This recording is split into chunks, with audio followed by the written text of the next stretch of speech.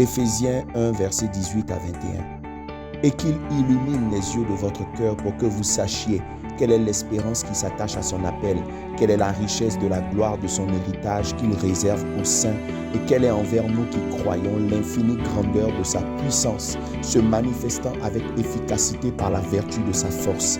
Il l'a déployé en Christ, en le ressuscitant des morts et en le faisant asseoir à sa droite dans les lieux célestes, au-dessus de toute domination, de toute autorité, de toute puissance, de toute dignité et de tout nom qui se peut nommer non seulement dans le siècle présent, mais encore dans le siècle à venir.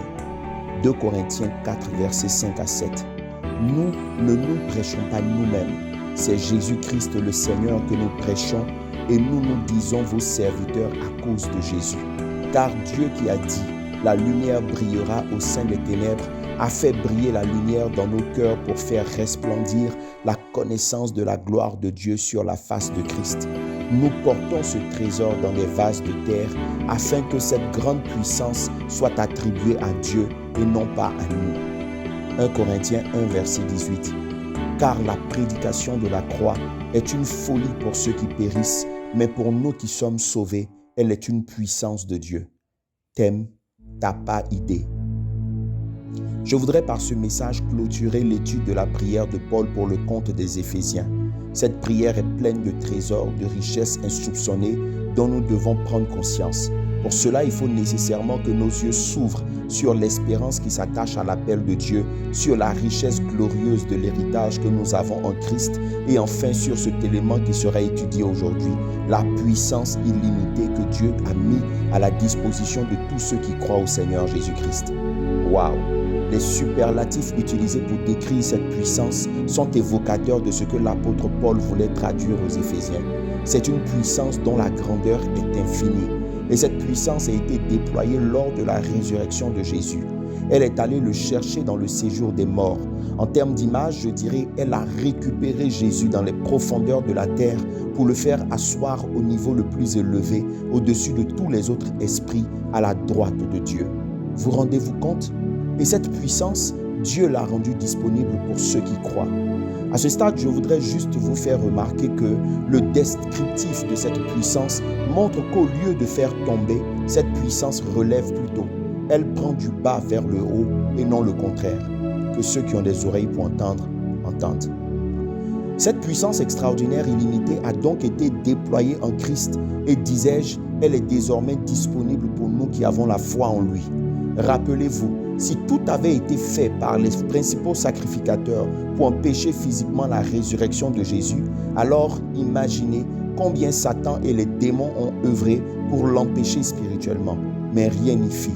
Jésus est bel et bien ressuscité et Paul nous explique que pour que cela soit possible, c'est une puissance extraordinaire qui a été déployée par Dieu. Et la bonne nouvelle, c'est que cette puissance, Dieu l'a rendue disponible pour nous. Elle est aujourd'hui logée dans nos corps faibles, ces vases de terre, pour que nous soyons humbles afin de donner toute la gloire à Dieu. Autrement dit, si cette grande puissance, ce trésor n'était pas limité par la faiblesse de la chair, alors que nous sommes sur la terre, l'orgueil nous monterait facilement à la tête.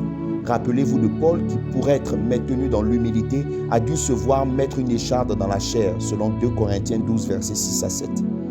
Chers amis, quand vos yeux s'ouvrent sur cette vérité spirituelle, j'ai envie de dire, la peur change de camp. Car voyez-vous, la puissance de Dieu, nous l'avons non seulement par le biais du Saint-Esprit quand il nous remplit, Acte 1, verset 8, mais également par le message que nous prêchons et auquel nous adhérons. En effet, le message de la croix, l'évangile de Christ, auquel nous avons cru et que nous prêchons, transporte aussi cette puissance, selon Romains 1, verset 16. C'est pour cela qu'il faut prêcher Christ crucifié. Je vais peut-être dire la phrase qui fâche, mais quand on comprend cela, on ne court pas en décembre pour sécuriser en griffe sa fin d'année à coup de prières de proclamation, d'offrandes de protection, parce qu'on aurait entendu un sorcier repenti dire que les sorciers attaquent plus en décembre. Celui qui a compris la puissance qui est disponible pour lui dort tranquille dans la fente du rocher. Il sait que le bonheur et la grâce l'accompagnent tous les jours de sa vie et il se considère comme étant plus que vainqueur à cause de l'amour que Dieu a manifesté en Christ par sa mort à la croix. Je vous le dis en toute humilité, mais j'ai souvent pitié des chrétiens qui, à mes yeux, ressemblent à des personnes qui ont des armes les plus sophistiquées, des fusils d'assaut, des lance-roquettes et même la bombe atomique, mais qui fuient devant un ennemi qui a juste un couteau. C'est pour cela qu'au lieu de vous mettre à briser les liens qui ne finissent jamais, s'il vous plaît, priez pour que Dieu ouvre les yeux de vos cœurs, pour que vous preniez conscience de la puissance qu'il a rendue disponible pour vous. Rappelez-vous de Élisée, son serviteur, dans 2 Rois 6. Souvenez-vous que les anges qui les gardaient étaient beaucoup plus nombreux que les démons qui les combattaient. Dans la suite de l'histoire, nous voyons que Élisée a à lui seul frappé d'aveuglement toute l'armée de Syrie pour la livrer au roi d'Israël. Frères et sœurs, vous n'avez pas idée de ce précieux trésor, cette grande puissance que vous transportez sur cette terre dans vos petits corps mortels. Dieu l'a rendu disponible pour nous. Que nos yeux s'ouvrent pour que nous en prenions conscience et que nous le vivions en conséquence. Fraternellement, Frère Will.